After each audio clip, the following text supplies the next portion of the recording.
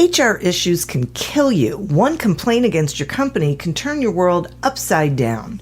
And you spend way too much time dealing with HR when you should be spending your time on making a profit. You should talk to Bambi. With Bambi, get access to your own dedicated US-based HR manager starting at just $99 per month. They get to know you and your business while providing HR expertise and the personal touch you need and want. They're available by phone, email, and real-time chat, so onboarding and terminations run smoothly. Team members reach peak performance, and your business stays compliant with changing HR regulations. And with Bambi's HR Autopilot, you'll automate important HR practices like setting policies, training, and feedback. HR managers can easily cost $80,000 a year, but Bambi starts at $99 per month. Schedule your free conversation today to see how much Bambi can take off your plate. Go to Bambi.com right now and type in Accelerate under podcast when you sign up. It'll really help the show. Spelled BAM, BEE.com. Bambi.com. Type in Accelerate. Somewhere out there, there's a man on a park bench eating his 500th PB&J. He has no idea Papa John's has new Papadillas that are way better than a boring sandwich. With Papa John's best meats, cheeses, and veggies hand-folded into a crispy flatbread crust. Someone better tell that man. Get a new Papadilla in 1 of 4 flavors for just $6. Better ingredients, better pizza, better than a sandwich. Papa John's. Not valid with discounts, fees, and taxes. Extra prices may vary.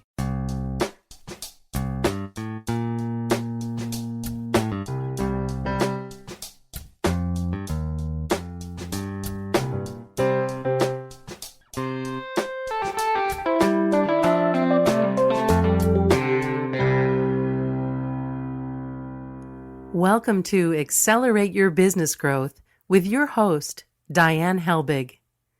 Diane is a leading small business development and leadership coach, author, and speaker who is passionate about sharing valuable ideas, tips, and techniques with business professionals worldwide. Diane brings you the world's experts and gurus in all things business. Whether it's sales, structure, social media, planning, or plateauing, guests bring their expertise and energy to each episode. When growing your business is your focus, Accelerate Your Business Growth is the show to listen to. Got a topic or guest suggestion? Let Diane know. The goal is to make sure you have the information you need to move your business forward. Thanks for joining us. Settle in and enjoy. Hi, everybody. Thank you so much for joining us. Today's podcast is sponsored by Audible.com. Audible.com is a leading provider of spoken audio entertainment and information. Listen to audiobooks whenever and wherever you want. Get a free book when you sign up for a 30-day free trial at audibletrial.com/businessgrowth. Accelerate Your Business Growth podcast continues to enjoy inclusion on lists of the best podcasts to listen to. This really is because of the incredible guests who join me to have lively conversations around a variety of business topics so that you can figure out the things that you need to know so that you can do better things in your business than maybe you are doing on your own. My guest today is Daniel Daines-Hutt. Daniel's an internationally recognized and certified digital marketer, public speaker, and marketing consultant.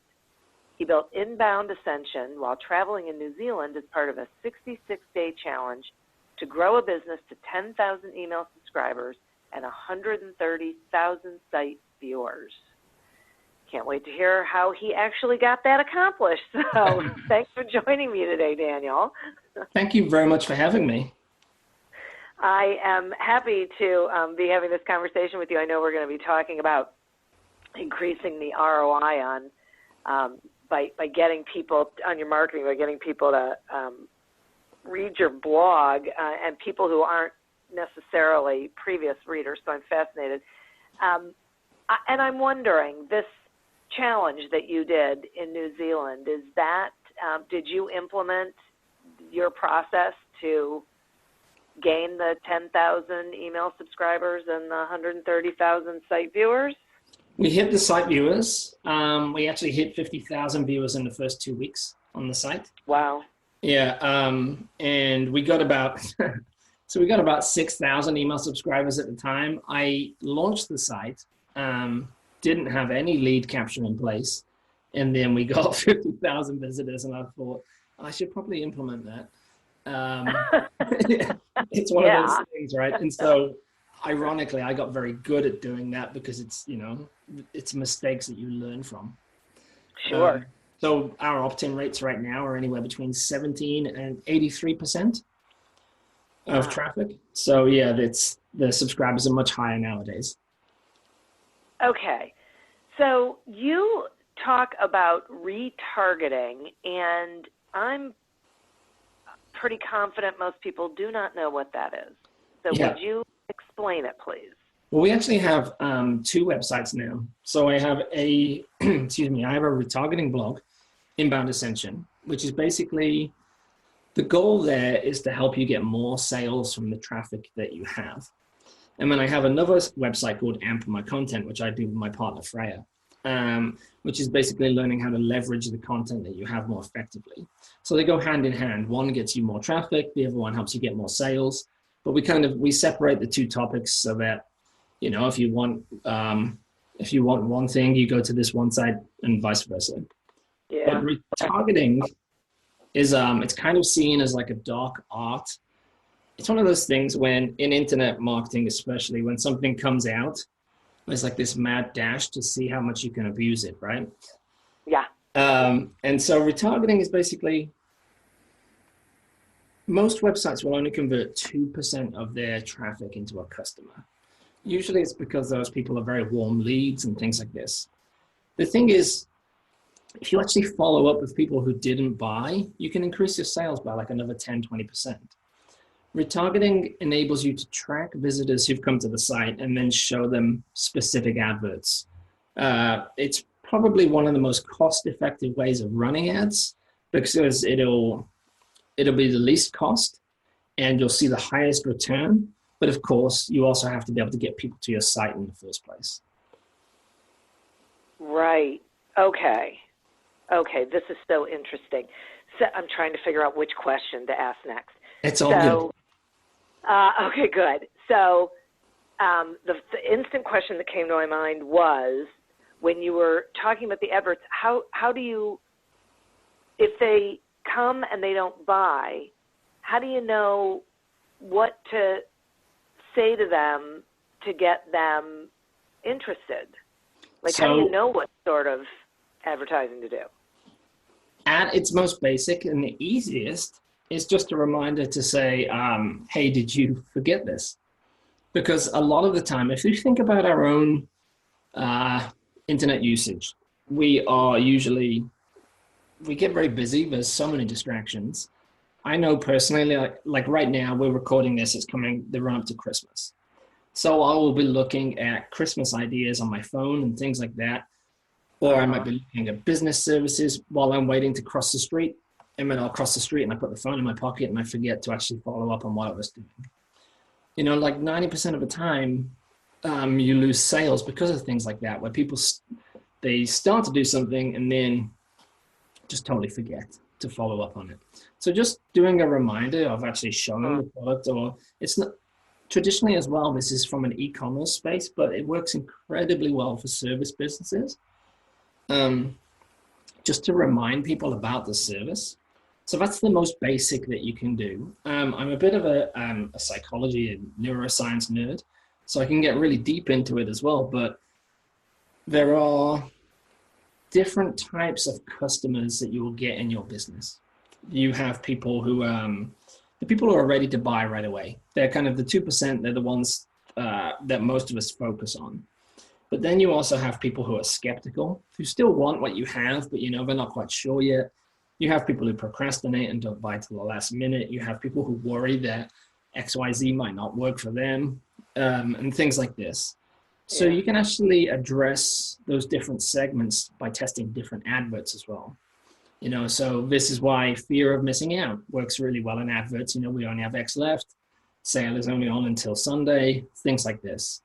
So Yeah. those work well. You can test different messages as well, and different segments of your audience will respond.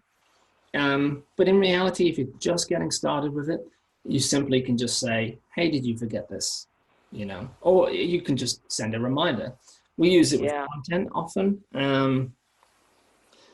to show people next articles to suggest content. So if someone's read an article about content promotion, I might then use retargeting to show them an article that ties into that, simply because it's really cheap. And I know that that person at that point, that's the next thing logically in my audience that they would want to read. Okay, now this sounds like something that can be tremendously valuable, and it's interesting because I know I hear from a lot of people say they don't know how to leverage content, right? They don't really know what to do with it. They're doing it because people have told them you have to have content out on the internet, but then they put it out there. As a matter of fact, I was just in a conversation last week about that this topic came up. So how do people leverage their content? Is it simply having it show up over and over again on, some of the social platforms? There's a lot of different ways, and I will say up front that it's not anyone's fault if you're not getting traffic. It's people we listen to sometimes and people that we emulate have different business systems. So a lot of people will say to create a lot of content, but the thing is they're usually media sites and they get paid for eyeballs on adverts and things like that. So those guys want the same audience to come back again and again because that's how they get paid. But if you're a small business, you don't have the time or effort, and you churn out a lot of content and things like this. Right. Another thing that I will say, there seems to be a big disconnect between inbound marketers, people who write content, and direct response marketers, people who run paid ads. The paid ads guys don't care about content, and they'll just run traffic all day because they can figure out that for $1, they make $2 back. The inbound guys don't want to be aggressive at all because they've written content and they want people to just come to them. In reality, you need to be doing both of those things. A big thing I do when I talk to customers and clients is you don't actually need that much content to succeed as a business. Everyone thinks of content as just a traffic generation channel, but in reality, you have all these different conversations with potential customers to get them to buy. Certain content builds trust, certain content helps to sell, and things like this. This is content that might not even get that many searches in Google, or you might not want to rank for, and things like that. It's still worth having because it's going to help you run your business more efficiently. It means you don't have to have the conversation so many times. The asset is there to be leveraged. So just with those things in mind, you don't need to be churning out a lot of content. And also that it doesn't just need to be for traffic generation. Sorry, I kind of nerd out on this, but I hope that makes sense. No, that's okay. I mean, that is such good news. I think people listening are thrilled to hear that that's the case because you're right. That is what we're told. That it's got to be consistent. Yeah. A lot. We've only written 9 blog posts in two and a half years. And yet, really? And yet we've had content in the top 10 of all time on inbound.org, which is like a marketing forum. Doesn't actually exist anymore. Top content of 2017 on GrowthHackers, and it's looking like it will be in the top of 2018. Like I said, our content gets 20 to 80% opt-in rates from the people who come in. Our sales conversions are much higher as well because of that. We're not converting 2%. We're normally converting 5 to 17% of leads and things like this. So it's one of those things where you can really leverage these assets, but you don't have to copy media sites. You don't have to be Forbes and just churning out 150 posts a week and things like that. If you're a small business and you only need X amount of customers, you really don't have to be, right. keeping yourself up all night creating content. Okay. Yeah, I can talk about the promotion if you like. We just wrote a massive guide on paid promotion because that's a big thing is, like I was saying, there's a disconnect between paid ad guys and content writers. We actually See, if you promote content more often, it means you can write less. It's actually a faster ROI as well, because, you know, every time you write, you may only get 10 new subscribers. I mean, you write a new post for your audience, you get 10 more. Whereas when you promote it, you're just getting new subscribers, new readers, new fans, things like that. And if you do it effectively, you can actually get to the point where you can pay to get your content in front of people and actually make a profit. So right now, for every dollar we spend on paid promotion on Facebook of a blog post, we make $22 in return. So that's Okay, wait a minute. right. Wait a minute. Okay. Yeah. How? Like I say, Walk me through that. So you have to have great content. That is one of the main things. But the reality is, it's not actually that difficult to get great content. We read a lot of people who are much smarter than us. Jonah Berger, he wrote Contagious, talking about content that goes viral and why it goes viral. And we looked at research by a lot of other smart guys. And we figured out there's just kind of 9 boxes to tick. If the content builds authority, if it builds reciprocity, if it has value, if it's actionable, things like this. And when you break those down, it's just, you know, longer form content, a lot of images. Don't just talk about the thing, actually teach and show how to do the thing, stuff like that. It makes it so much easier to promote. You'll get higher opt-ins, you'll get more leads. So you need good content, but the beauty is you can actually go back into old content and edit it for those things. And I've got a blog post about it that I'll share at the end and stuff as well. So you can actually, it shows you how to go into a post. You also need to be capturing the lead, because it's pointless just having content that doesn't convert in some way. Converting it into a subscriber makes it 40% more likely that they'll become a customer in the end, plus you own their asset and things like this. So you've got to have those good things in place at first. It's pointless promoting a post that just doesn't get any engagement, even from fans. Once you have that, however, like the world totally opens up. So we run those ads to a cold audience. And like I say, eventually it's normally about a 60-day turnaround, just because of how our business and when we open up offers and things, that we see the money back. But yeah, for every dollar now that we spend, we get $22 back. It wasn't always the case. Okay. What people don't realize with paid ads, they start off usually at a loss. You might spend $4 and only get $1 back, and that's considered a good ad at the time. What you have to do instead, it's an idea that they come up in product design, and it's how evolution works. It's called bottom-up testing, where you create variations and you find a winning element, and then you keep that element and then you test new variations, and every time you go through this process of gradual improvement. So you were spending 4 and getting 1 back, and now you're spending 3 and getting 1 back, and suddenly it's 1-to-1, and now you're making money back off of that. But no one tells you how to do this, and so you start losing money and people freak out. Yeah. Another huge part is people don't usually know their business numbers, because it's not sexy to do math. But the thing is, it's actually not that difficult. It's just knowing, at its most basic, it's okay if I get a visitor to a subscriber to a sale. If you know those conversion rates, and again, I have another post on this that goes into all of it. If you know that, then suddenly you know how much a customer is worth, how much you can afford to pay, and it gives you goalposts.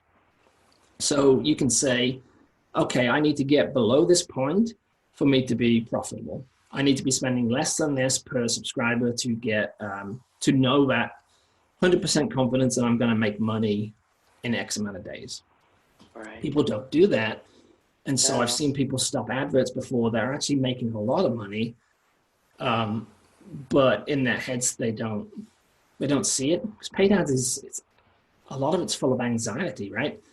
Is it working? I don't know if it's working, and things like this. So if you clear up those things right at the start, not only will it help you out, but for a lot of businesses as well, you can look at your systems and say, actually, right now my business isn't effective enough to run paid ads, just because it's not converting properly.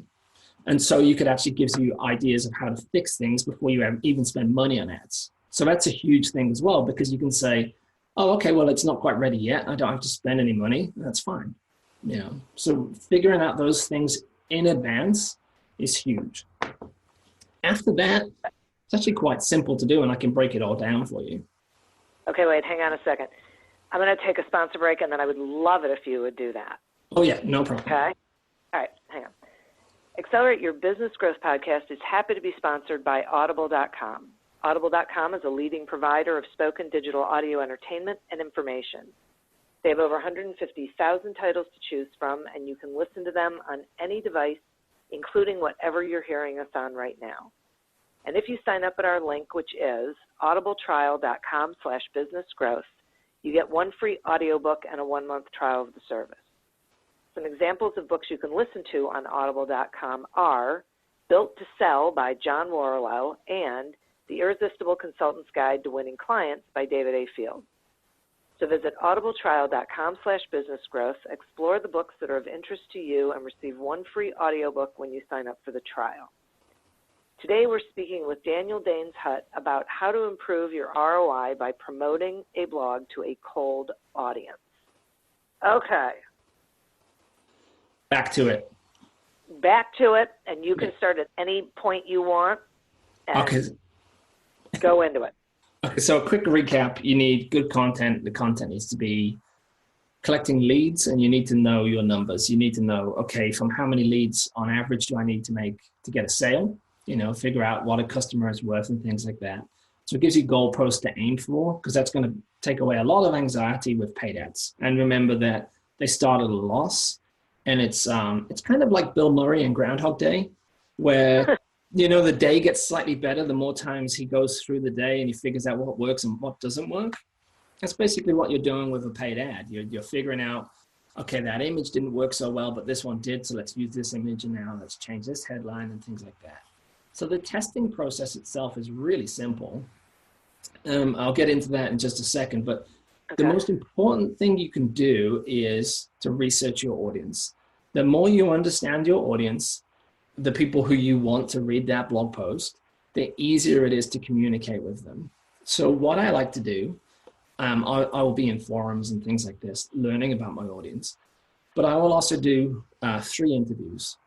I will interview people who are customers right now. They are in the after state, the people who have already gone and figured out all this stuff and who want to be a customer. Because at the end of the day, we're creating content to attract people who's going to be a customer at some point.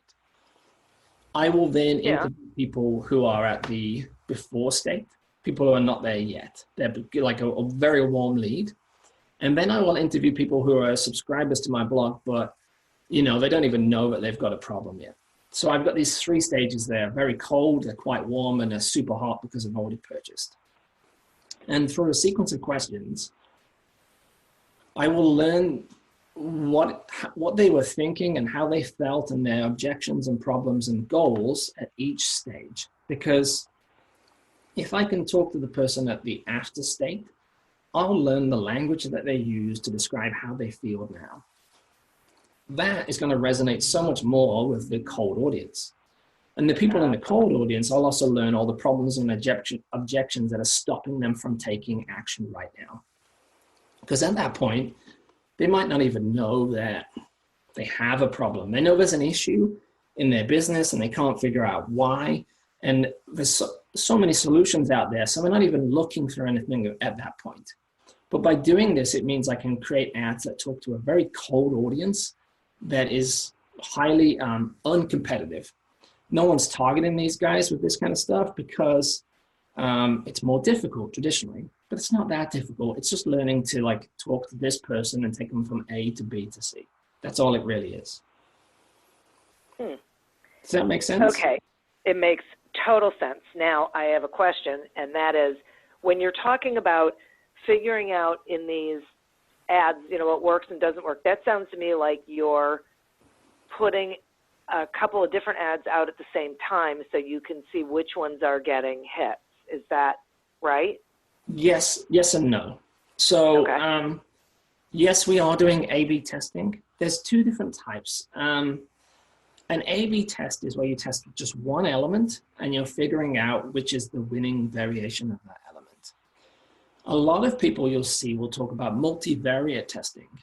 So in an advert, there's 4 key elements that will make an advert effective. The image is the first thing that people see. And so if the image doesn't stop them in their tracks, they scroll straight past it. Then the headline has to connect with them on an emotional level so that they pay attention. Because people don't read an advert how you would think. They don't read the top of the ad, so like on a Facebook newsfeed, and then the image and then the headline and then the subhead. What actually happens is they look at the image, then they say, is this worth my time? And they read the headline. They go, okay, well, that's quite interesting. The subhead supports that. And only then do they then go back up above and start reading the advert itself. So it's important to understand like the order that people consume that information. 1, because it means that you'll write your ad in the correct order. But 2, we also know there's a hierarchy of what's most important. Because if the image isn't converting at all, it's pointless writing better headlines because it's not stopping people in their tracks. Right. So knowing those 4 elements, there's 4 things: image, headline, subhead, and the copy. We can test each of those. Now, multivariate testing is usually businesses with large budgets. Nothing against it, and it's the fastest way to find a winning ad. But what they will do is they will test every single variation, which means they might have 250 ads running at once, and statistically, only 1 or 2 of them is going to win. They're going to find that winning variation. So if you have the budget, then it's totally fine. You can dive into it and you can actually test all these different things and you can find a winning ad straight away. Most of us don't have that budget, and it's a really easy way to burn cash that you don't have to burn. So what we do instead is A/B tests. So we just run 1 test, and the first thing we're doing is we're just testing the image, and we're just finding out which one gets the most clicks. So we're only spending, maybe 30, 40 bucks to find an image that gets across. Now, I will say this, because the content is so good, you'll probably get leads anyway at that point. So even though the ad isn't great, there is leads that may lead to an eventual sale. But our goal is to get those lead costs right down so that we can do a sort of profit and push it out and scale it out. Does that make sense? It does. We're just testing one thing at a time. Right. Yeah. I get that. And you're starting with the image so it would be an image with the same content, the same ad content, just a different image. That's it. So you correct. see what is resonant with people. Okay. Yeah. I get that. So we have like a template that works pretty well, like writing an ad and things like that. And it comes from the research of the audience. But people are strange. You can try the very best and like what should work, in air quotes, but it can happen where the thing that you don't think will work ends up being the most effective advert. And so you have to test these different variations. So I will just, at the start, I will run 4 different images and that's it. And each ad is only running for about $5 a day. And we'll test that to a focus group. So here's another thing. Yeah. We will create a super tight focus group of people who are ideal for that article.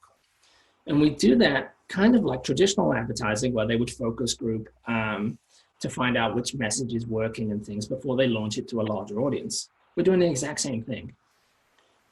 The only issue is when you get more narrow and you're tightening your audience on Facebook, they will charge you more, because the more specific it is, the higher the cost, because you're really narrowing down.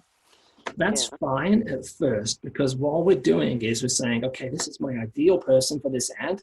I want to find out the best variation that works with these people. Because if that works with these guys, later on I can expand that to a much larger audience. And what Facebook will do is they start to track the people that convert and start showing it to more people who are like them. So it's a real sneaky way of targeting the perfect people, but without being so specific that you're having to pay more to do it. If that makes sense? Yeah, I think that makes sense. It sort of feels like machine learning, Yes. right? Like Facebook, their artificial intelligence bots figure out they've got all that data and they know what everyone looks like, and so they just take those variables and point it toward people just like that for you. Totally. So wow. A lot of people, their ads are too expensive because they stay narrow on this focus group who are more expensive to show it to. But if you only focus on them during the test stage, you have an ad that we know resonates with this group, with these people. And what we do is we then put that out into the wider public, and it's usually a little bit slower to start. But as it starts to get more results, the machine learning says, hey, it seems like these people from this focus group are actually the ideal audience. And so it targets them, but it doesn't charge us more to do that because we're saying the broader audience with like a broad interest in content marketing.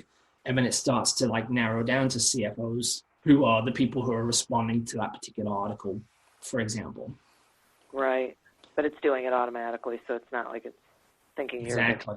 So it's usually small things that cause people to fail with paid ads. Staying too narrow, not running the ad for long enough as well.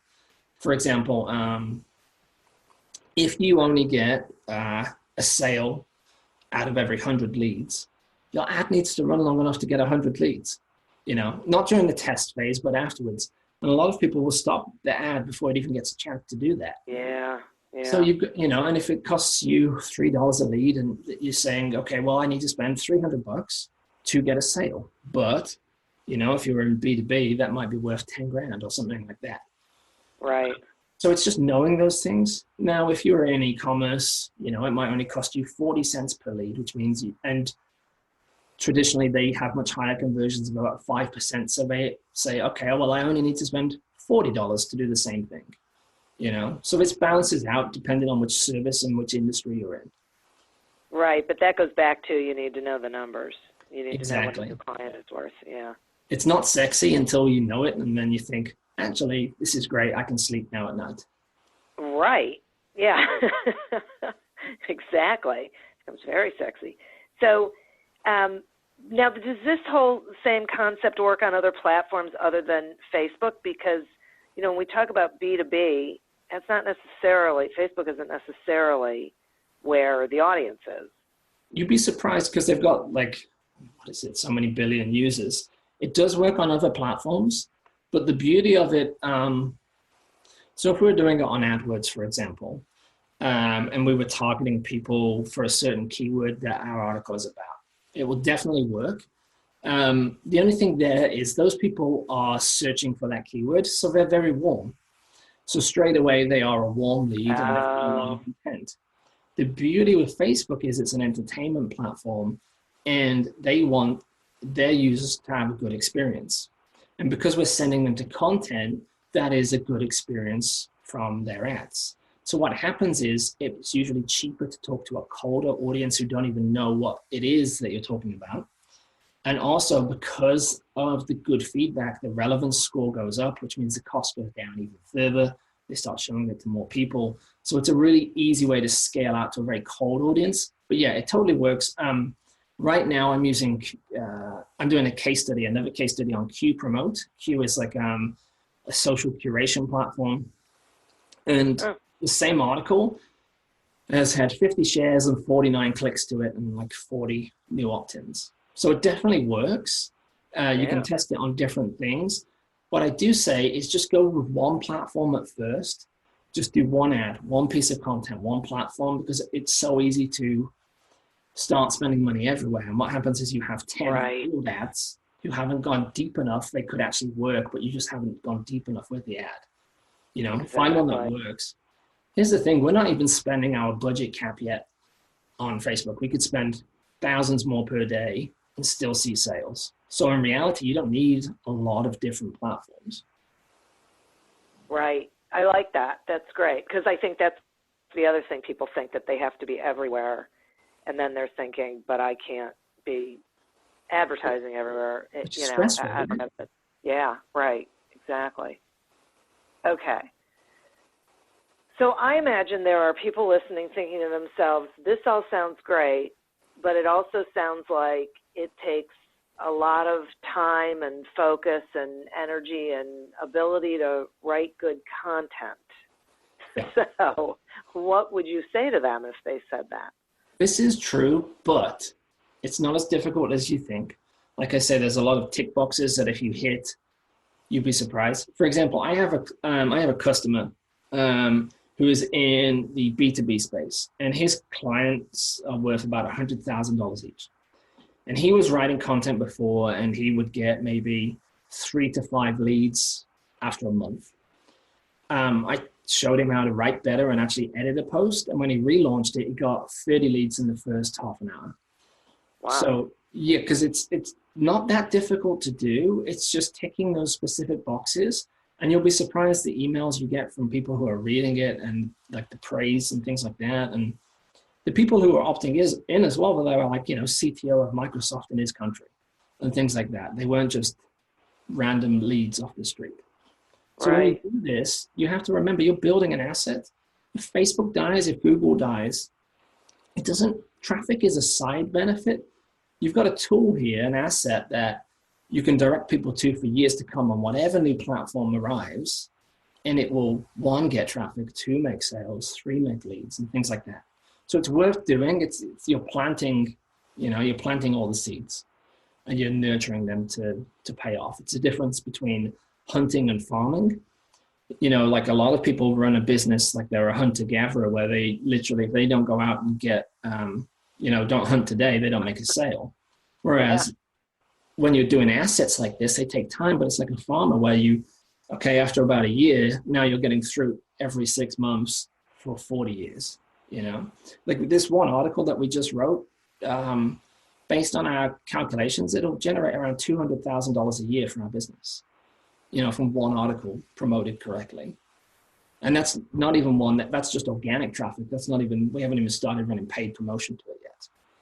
So yes, it does take time, but it really is worth it because it means you don't have to do a heap of content. You don't have to be super stressful all the time. You don't have to be on 100 platforms, and you don't have to have the same conversations all the time. As for the ads, the beauty of it is I will set up one test. I don't even look at that test for 4 days because it has to run for a certain amount of time to get data. So it's actually not that difficult. And then I will see if the test has found a winner. If it has, I create the new test to make it even better. I leave it for 4 days. So, I'm only checking in for an hour every 4 days. And once I've got all 4 elements working, all I have to do is check in each day and make sure it works. Or I can have an intern or whoever do that. Apologies, my voice is gone. No problem. So I thank you so much for that answer. I totally get it. And it really is like any other thing you're going to do in your business. It's about cultivation. It's about doing the work up front to create a system that then continues to work for you. And I appreciate the examples that you gave because it really does show. It takes front-loaded time, but then as long as you are following a system and a structure, it doesn't have to take that much time. Yeah, so the new website, AmpMyContent, I set up with my partner, and it's really only been live for about 6 months, and yet. Okay. We've had hundreds or so websites linked to us, and we've had 20 or 30 podcasts share our content, and we've had all these different sites, and we've only wrote 4 articles on there. So that's just 4 articles, and we're making mid-5 figures in the last 6 months. And, it's just finding the right levers in your business to focus on. And trust me, I know what it's like. I've been there in situations where you're taking on clients or making sales where you don't want to because you need to pay bills. But it's one of those things that like this works. It's worked for hundreds of websites, thousands of websites before you, and it'll work far after. But that key thing is to remember that traffic is just a benefit of that content. If you can send someone to it and you only get 100 visitors a month, but it's converting 10 of them into leads and then 1 of them into a sale, that means you're getting consistent pipeline of sales, even if you're not getting traffic, even if it's just minuscule. Yeah, I really like that too, because I think we are so hung up on, increasing traffic and doing all these things to increase it. But you're absolutely right. If you're talking to the right audience, it doesn't have to be a ton of traffic because you're talking to the people who you really should be talking to. Exactly. And so you're going to get the conversion. Yeah. You're making your life easier as well. Yeah, I would say. I'm very passionate about this. Yeah, well, I don't blame you. I love this whole concept. And as you've been talking, I've been thinking about, like my gears are turning because I spend a lot of time putting out a lot of content and I don't do it as much anymore. And so I enjoy hearing that I don't necessarily have to. I might have to tweak some of my content to make it more valuable. But, I don't, it's not like I have to be a content machine. No, well, that's the thing. I recommend that you actually go into your analytics and find like a piece of content that's getting traffic already. Go into and improve that, and what will happen is you'll start to get more traffic and higher opt-ins. So straight away, that piece of content is actually working better for you tomorrow. I worked in retail for years, so I almost see it as you probably already got like a salesperson. Imagine if you went in and all of a sudden that salesperson could convert twice as much, and you could also get 3 times as many people into the store. And it took no effort to actually take that time to improve those things. Yeah, right. Crazy. Okay. I love this. I knew I was going to really love this conversation. Will you tell the listeners, how they can find you and any, your blog and anything that you think they need to know, please? Yeah, sure. So everyone always asks for my Twitter handle, which is @InboundAscend. But I'll be honest, it's normally cat photos and music that I'm listening to that I share on there. If you want business, that's not the right place to go. I'm not as much as I use social for paid promotion, I don't really use it for business growth, which is one of the things I probably should. But if you want to read about this, we do our case studies totally for free. So I've got a guide right now. It's at ampmycontent.com/promoted-content. It's a 30,000 word guide, like an 8-chapter guide on doing this process, how to run paid ads to a piece of content.